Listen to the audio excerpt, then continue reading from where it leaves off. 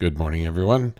It's Thursday, June 22nd. It is day 484 of Russia's illegal war in Ukraine.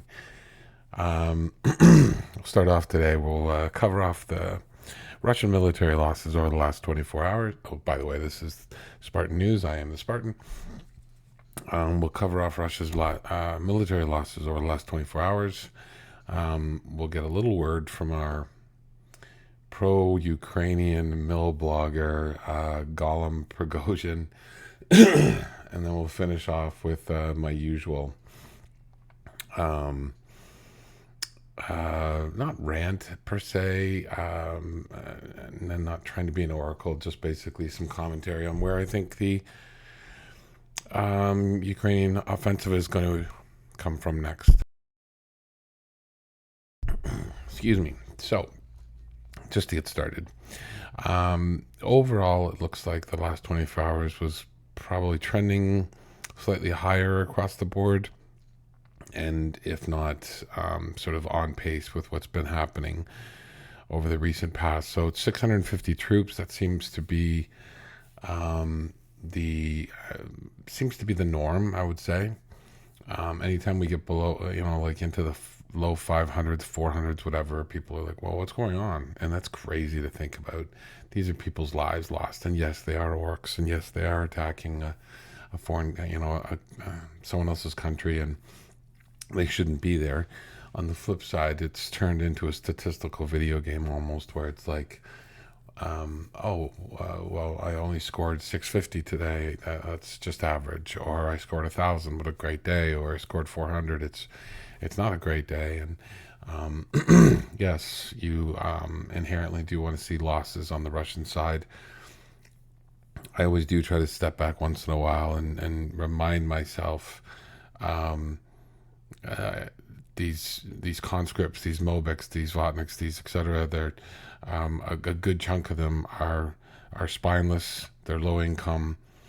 They are forced conscripted. They're lied to, and once they do get into country, a good chunk of them have guns pointed at their backs. The tier two blocking troops, if you want to call them that, that basically say, if you try to surrender, we'll shoot you. If you try to abandon your post to run back to Moscow, we'll shoot you. You are to stand in that trench and do exactly what we say when we say. Anyways, a little bit of a sidebar there, but I always give myself my head a shake when I see these numbers sometimes. um, Armored personnel carriers, 12. Uh, Slightly low, I would say. Helicopters, one was lost yesterday. That brings it to 307. That's an Mi-24, visually confirmed an Mi-24. 11 fuel tanks and vehicles. That one tends to be on the low side. Um, Usually like to see that in the 20s. Not because, again, of the human loss, but because of the fact that these are Kamaz trucks, these are Urals, these are fuel trucks that are supplying the front line. And especially when train stations, train tracks, etc., are getting taken out left, right, and center, the Russians rely more and more heavily on these vehicles. And I did see a report on, I think it was ATP Geopolitics.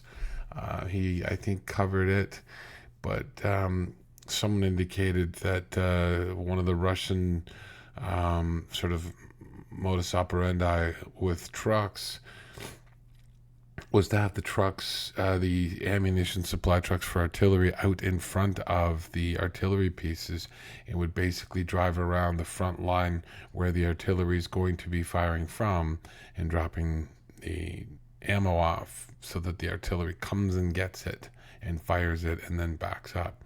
So by taking out one truck, you may impact 5 artillery pieces, for example. By taking one ammo dump, you may impact 10 brigades or about, BTGs or whatever. So, anyways, taking out these the less than sexy vehicles, the less than sexy targets. Everybody wants a barracks to be taken out. You take out an ammo depot, and you make that barracks useless, right? You take out 5 Mr. S SPGs, very sexy on film.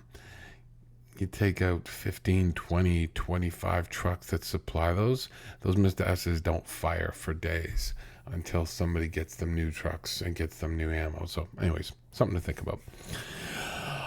7 tanks seems to be right, in line with the average. Chugging our way now to 5,000 tanks since we've already passed 4,000. 1 anti-aircraft warfare system brings it to 376. 21 artillery, which is fantastic. Hundreds and hundreds and hundreds have been taken out over the last couple of months. So it's, I would say, like, what is it, 1,200 over the last 2 months, something like that, or it's 1,000 I think over the last 2 months. 1,000 artillery pieces. The average military out there might have 100, 150 or something like that, and Russia's lost 1,000 in 2 months. That is insane. How they just keep on digging them up out of warehouses is what happens when you used to be the Soviet Union and 300 million people and stockpiled weapons since World War II. Anyways. No special equipments over the last 24 hours. 10 UAVs, no boats or ships. 2 MLRS, which is great. I believe one of those was a TOS, thermobaric system, flamethrower they call it. Those things are devastating to troops, so anytime we see those taken out, I don't know what the other MLRS was. It might have been one taken out by a FPV drone. It might have been a grad, but I'm not 100% sure on that, so don't quote me on that. And 0 Kurtz bridges were taken out yesterday, and our military losses, I've estimated them around $67.34 billion. Let's go over to Golum Prigozhin. So basically, this is his latest rant. I do love this. He's obviously a horrible person. He complains about Russian military deaths, for example, and at the same time, he went around and got untrained people from prison, threw green clothing on them, and then chucked them into the Bakhmut meat grinder. And his troops would literally send them across a field, sometimes unarmed, just to basically draw machine gun and mortar fire, etc., from the Ukrainians, mow them down, but then use that to target the Ukrainians. So basically threw them out there as decoys, right? So for this guy to complain and bitch and moan and, excuse my language, but pretend to be a man of the people is quite rich. But at the same time, he's a wealth of information, either on the state of affairs. He'll give you sometimes an update on Russian progress or lack of. He'll give you an update on Ukrainian progress when the Ukrainian cone of silence has come down on us, and we don't get official updates, either map updates or progress, that sort of thing. So and then again, at the same time, you have to keep telling yourself he's trying to play 3D chess right now. So when he says that the Ministry of Defense is horrible, they all need to be replaced, he wants to replace them. He wants to become the Minister of Defense, at least, if not the President of Russia. And if he becomes the President of Russia, he'll install his Wagner guys in high posts, obviously in the military and the government. When he complains that they don't have enough ammunition, etc., in a certain area, there's a really good chance he's either trying to peel that commander off to start supporting him, and or his own people are there, and he wants that ammunition for himself. So, So I would say that he usually, when Prigozhin speaks, depending on the topic, it can be complete BS and you just toss it. Or sometimes I saw one, I think it was Ukrainian government official, I believe it was, who said Prigozhin tells 80% of the truth and 20% lies at all times. The trick is just figuring out which is the truth and which is the lie, but all the information is there. So let's Let's give this one a go. Каким образом не могу I cannot comment прокомментировать, как идет on наступление УВСУ. how the Я могу counteroffensive is сказать, going что for the AFU. I can't say what is happening. The AFU is the Ukrainian military. I can say what is happening with us today at the contact line. Сегодня у нас на линии соприкосновения. У нас Пятихатки The enemy is под occupying противником. Северная часть Piatki. The Работина enemy is под occupying the northern противником. part of Robotny. The enemy is occupying Под Yerozani. It противником. says that И huge это pieces of говорит land о were том, given to the что enemy. отданы противнику огромные куски. Дальше. Next, in the village of Sadovi, above Tokmak, the enemy is there, and pray to God it's a single group of 50 to 100 people. Basically saying, just north of Tokmak, and I saw this yesterday too, that there are reports that there is at least a small incursion force of Ukrainians. And he's basically saying, you better pray that it's just 50 to 100 and not, like a full-scale brigade invasion that's broken through a line or something like that.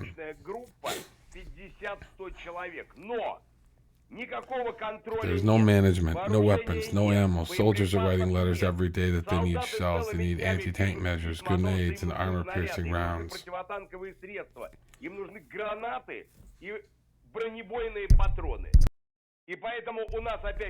So our world split into two realities again. No one in one place away from everyone, so that no one military reporter could get there. All information is blocked, and the enemy is moving towards Molotchnivka.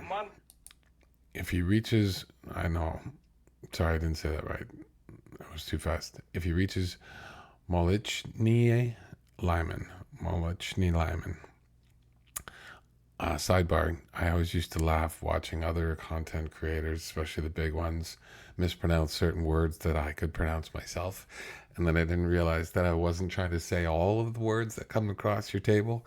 And I'm pretty good at picking up pronunciations, and I've always known that in Ukrainian, the biggest mistake people make is either adding or removing letters.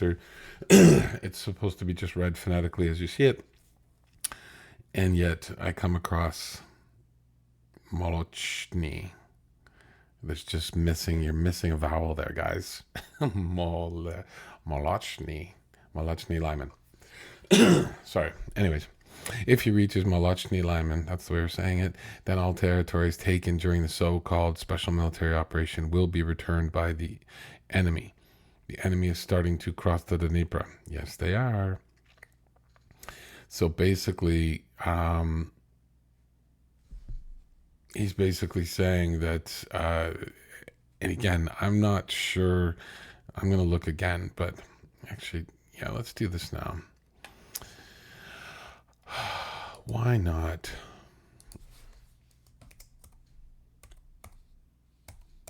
Molochny.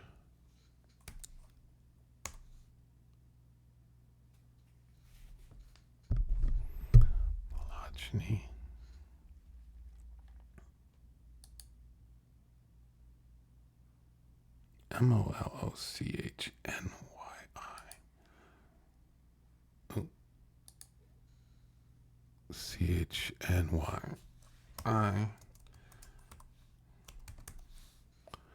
Lehman, here it is.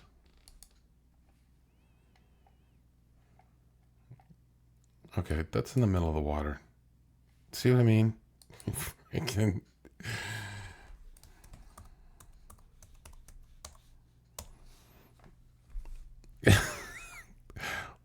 Puts it in the water.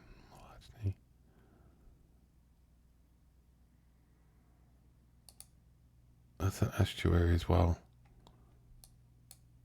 Okay, so maybe is he talking about? I wonder if he's talking about here. So that's okay. So forget about the water placement here. So basically, and that makes sense. So what Prigozhin is saying is so Tokmak's up here.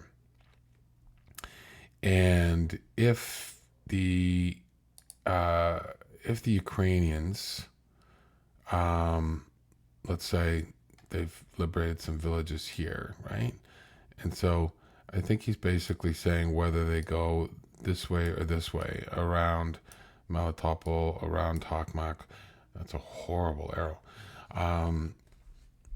That that basically everything taken in a special military operation will be lost. Okay, that's not crazy thinking. Obviously, every single analyst will tell you that. There's a rail line and highways, but mainly the Russians live off the rail, and there is a rail line that comes. Oh wait, how do I get rid of this? Oh yeah, I gotta click that again. There's a railway that comes all the way along here, basically down the coast through Melitopol, kicks left, and then goes down into Crimea. And then there's another rail line that comes up this way through Russia into Crimea. The Zaporizhia Oblast, for example, is being supplied by the rail hub that was hit just recently over here. So what he's basically saying, what Prigozhin is basically saying, is that let's forget the Malachnia. If they reach Melitopol, if they reach this water, for example, and cut the Russian land bridge in two, then everything will be lost. And yes, that is true. That is 100% true. Okay, we'll let him keep going here. Большинство территорий, которые были захвачены во время так And называемого how this guy hasn't taken a window dive. будут возвращены противнику. Either Противник начинает форсировать Putin doesn't know what he's saying, or he's happy with what he's saying. In Hola Pristan, first sabotage groups are appearing, and from today, regular forces as well. So we'll do this Hola Pristan. That one's easier, right? HOLAPRY.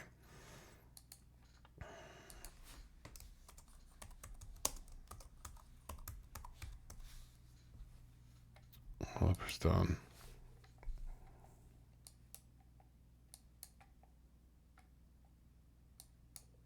Okay.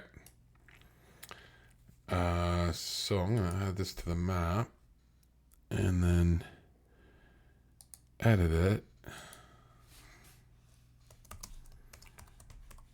Golum says Special Forces and Reg Forces are here. Which I believe, again, he's right. This is one of those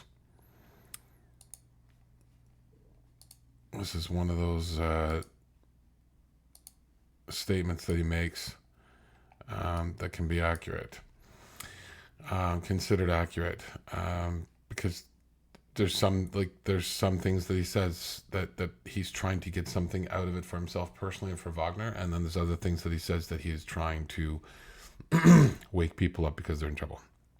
This one, I think, is a wake people up because they're in trouble, because I don't believe Wagner has any troops over here. And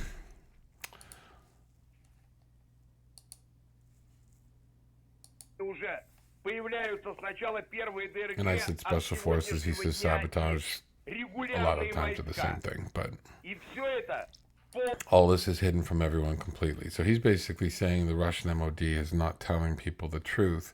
Obviously, the Ukrainians aren't advertising, hey, we got special forces across the Dnieper here.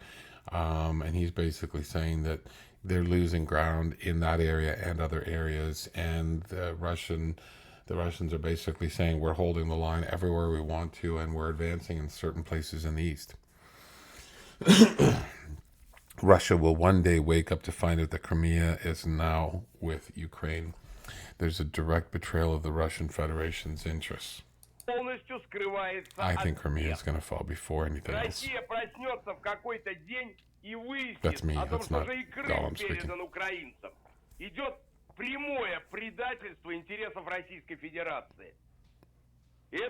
All this is happening against the backdrop of losses. Troops must be replenished. The soldier cannot fight alone, cannot fight when the unit is missing 50 to 60% of personnel. He cannot stand alone at a line where 2 or 3 should be. Right? So basically, Can't have 6 guys in a trench that are supposed to have 18 to 24 guys manning that trench. He's basically saying they're undermanned, they're thin, they're stretched, they're not being replenished. All these numbers are meticulously hidden. All that the leadership of the special military operation is hiding facts in order to give back. Эти цифры тщательно скрываются. Все, чем занимается сегодня руководство спецоперации, это подтасовкой фактов для того, чтобы передавать в Москву красивые To доклады. Moscow, nice looking reports. And it's one thing that they're used to it's one thing that they're used to deceiving the Supreme Commander Putin, but they're also deceiving the Russian people. So again, it's become sort of commonplace for Prigozhin and Girkin to basically not just take offhanded or hinting comments at Putin's lack of awareness of what's going on. Now they're just flat out saying it. They're basically saying he's a bunker grandpa, he's inept, he's misinformed, he doesn't have his finger on the pulse of things, he doesn't know what's going on, he believes what's being fed to him. And Putin's persona has always been the all-knowing wizard behind the curtain. Верховного главнокомандующего. Они вводят в заблуждение российский народ. И если будет продолжаться дальше, if it goes on, we remain without the most important thing, without Russia. He's basically saying they're going to lose Russian territory. Yesterday, on June 20th, there was an assembly in the Ministry of Defense where two main issues. 20 июня была коллегия Министерства обороны, на которой были главные два вопроса. Were looked at. The Army Expo, by the way, so that tells you that this little rant was from the 21st, yesterday, like a day ago. Were looked at. The Army Expo 23, of which the main organizers are the wives and daughters of Shoigu, as well as the Maritime Parade. 2023 основными устроителями, которые являются жена и дочка министра обороны Шойгу, а также военно-морской парад. Для того, чтобы провести военно-морской парад, to run a maritime parade, you first need to get the Moskva from the bottom of the Black Sea, which these scumbags have shamelessly sunk together with Russian sailors. Kind of a parade without a flagship. But the Admiral Makarov now, I believe, the flagship that was also damaged. I haven't seen it in a while, but this is how the Ukrainian offense is going as of today, and who is applauding it. The next question is, what is the cost of the special military operation? The cost is the total destruction of the army. What for? For some moron to receive... тотального уничтожения армии. Ради чего? Ради того, чтобы какой-то швондер получил Marshal Star, for his family members to be untouchable, for him to paint himself and other conmen on frescoes of the Ministry of Defense Cathedral. И всяких жуликов на фресках в храме Министерства обороны. The Ukrainian counteroffensive is bringing us serious losses and problems, which are hushed up, which the Russian people don't know about. And that's just the way they like it, Golum. When the trouble comes, oh Pete, we may remain without an army and without Russia.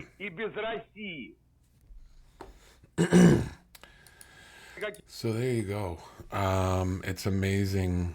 And again, I'm constantly like, so you've got Girkin hiding out in Donetsk, I believe it is, and then you've got Prigozhin hiding out somewhere with Wagner in the Luhansk area, I believe, in the back lines. Who knows, maybe where he's moved now, but and they're constantly insulting anywhere from the Russian MOD, from politicians, from performance, from lack of focus, from lack of results, from lying, from the dear leader being misinformed, to inept, to hiding in a bunker, to lapping up whatever stupid information. Girkin the other day talked about how somebody fed Putin that 180 tanks had been lost since June 1st or something like that, and he just spits it out. And then Girkin said if you told him it was 1,800 tanks, he'd believe it. He's never seen a tank since the parades. How these guys are still, haven't flown out a window or drank some special tea. Either they become untouchable because of their standing, You can believe that Putin is playing 4D chess and they're saying stuff that he wants them to say to kind of prepare the Russian people for certain outcomes, or you can believe that he doesn't know what they're saying or only gets snippets of it because he doesn't go online, he doesn't have a phone, doesn't touch the internet, and is relying on Peskov and people like that to tell him what's what. So the last thing I wanted to touch on real quick is, again, I'm going to keep on saying this because every day that goes by, the more accurate I think it is. And I'd love for anybody to like, subscribe, comment, and either challenge me on this or let me know that you agree. But I will tell you right now, every single thing that I see tells me that the Russians are being played, that the Russians are being drawn away from the Dnieper River and the Kherson Oblast. So again, yesterday we saw both, starting at the top, we saw both of the Russian freedom units, if you want to call them that,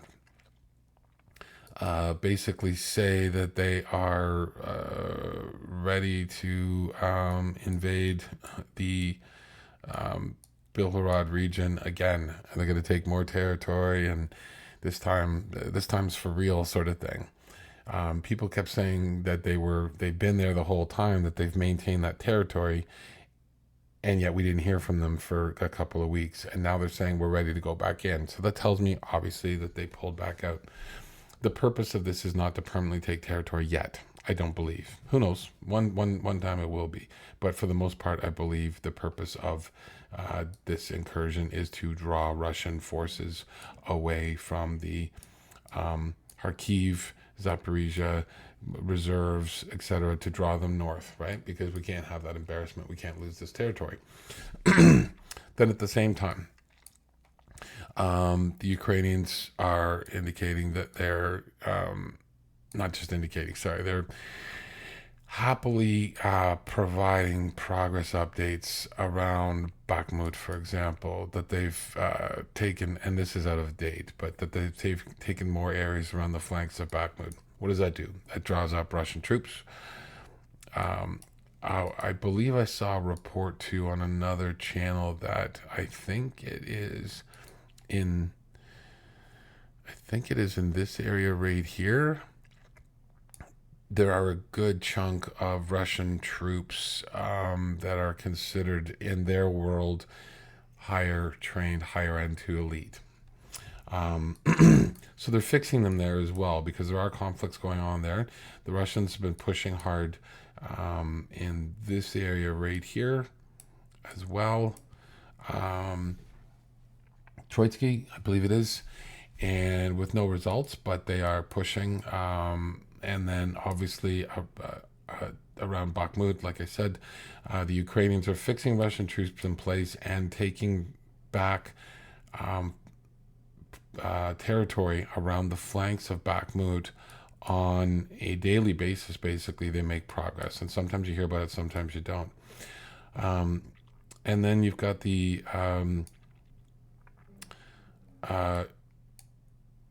southern regions. There are attacks and fixing, like I call them fixing operations, basically, everywhere from Vuhledar, from Novomayorsk, this string of towns going down. What is this stream called, by the way? Does this have a name? Anyways, I kind of just surprised me. I just realized that I'd never really thought, what is the name of this stream that the Ukrainians are following? But they're basically fixing Russian troops in place in this area. They're definitely fixing Russian troops in place in this area. And everywhere between, everywhere along this entire line of contact, all the way to what used to be the Dnieper Reservoir. So The estimates are that, and again, some of this is repeating from my previous videos, but I have to say it again and again and again. So every one of these sort of tactics is drawing your reserves that are here. It's drawing them up to lines of contact where troops are being lost. At the same time, the Russian MOD full on admitted, and the Ukrainians have said it as well, that the Russians believe that the Dnieper cannot be crossed, the Kherson region cannot be attacked because of the dam that flooded and has receded, etc., but weeks ago. So reports are that the Russians are taking reserves of troops and equipment, including artillery, and moving it out of the Kherson region. That's great for a couple of reasons. One is, if I'm right, and the main thrust of the attack is going to be coming across the Dnieper River, obviously fewer troops, fewer artillery, etc., means a greater chance for success. At the same time, drawing artillery, especially away from the Kherson region, because of the fact that the Russians know they're getting their butts kicked up here in the northern parts of the oblast, the Zaporizhia and Donetsk Oblast, like that's the border here, right? So Donetsk on this side, Zaporizhia on this side, and they're drawing their troops away to basically support. Well, once you get up there, and if the Ukrainians continue to have success knocking out bridges and rail lines and things like that behind them, you basically move, let's say you move 1,000 troops from the Kherson region up into the Zaporizhia Oblast. Once those troops get up there and start fighting, say, hey, we're here to help out. If you take out the rail hub right here, those troops can't get back down that easily if they need to, right? So you're telling me the Ukrainian MOD does not have a master plan, is not moving systematically these troops to the north and east of Ukraine for any other reason other than the fact that they want to have a good face-on-face fight here, right? Excuse me. In my mind, the fortifications that you see in these two areas are insane. Yes, the Ukrainians can grind their way through, but there are 3 layers at least of fortifications, Dragon's Teeth, trenches, etc. The point that I want to make on this one, and it'll be the last point I think, is that if the Ukrainians were to fight peer-to-peer, strength to strength, all the way down the stream and all the way through all of these fortifications, and eventually surround and take Tokmak, and then eventually get to Melitopol, and eventually start to threaten Mariupol, then the troops that are in Mariupol and Melitopol, for example, and the troops that are in these other towns and villages, etc., they're going to drop back layer after layer into the pre-prepared Dragon's Teeth trenches that we've seen, and continue to be built to this day. And then you're basically saying that the Ukrainians are going to just keep on chugging and grinding and fighting through and letting the Russians retreat. Then they retreat to Melitopol. Then you start to surround and threaten Melitopol. And then they take this train, probably a highway beside it, but there's definitely a train that goes down here to Crimea. Then they're all going to, the thousands and thousands of them that are left are going to happily get on the train, and when the bridges are not destroyed, they're going to take that train down to Crimea. They're going to cross the fortification lines that are here in northern Crimea, and they're going to set up again. And then the Ukrainians are going to follow behind them happily and fight for Crimea. Or, riddle me this, the Ukrainians draw all of the Russians to the north and east of the Ukrainian occupied territories.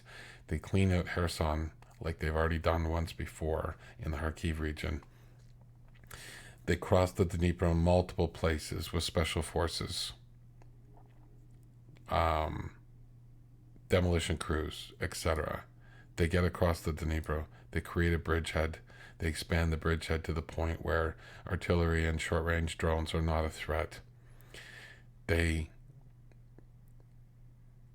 fix any bridges that they can, such as the rail bridge north of Kherson, and or they use pontoons, floating pontoons, pontoon bridges, etc., barges, and they start to bring over medium to heavy equipment, and they basically do not make a run for the northeast. They make a run for Crimea. A slow thunder run towards Crimea. What does that do? It terrifies anybody in the north and the east. It takes pressure off of those people and makes the Russian MOD think, oh my God, now we have to move our troops back again, right? Just like the Battle of Midway. Torpedoes, bombs, torpedoes, bombs. Anyways, little rabbit hole there. But if the Ukrainians, similar to the Iraq War left hook, I think it was called right hook or left hook. It was the left hook. If the Ukrainians can fix all of the Russian troops in the north and the east, they could get across the Dnipro and get behind the Russians. One, they can divide their forces. Two, they can get the Russians moving as opposed to sitting in trenches waiting for an attack. And three, they can potentially get into Crimea, cut off the three typical bridges and isthmuses that the Russians use to travel back and forth into Crimea. There's basically three ways to get in and out of Crimea. You take those three places first. You own Crimea as far as the northern front goes, and you cut off the land bridge, and you avoid going through Russia's toughest fortifications, and you put the Russians in a precarious position where now their land bridge is cut.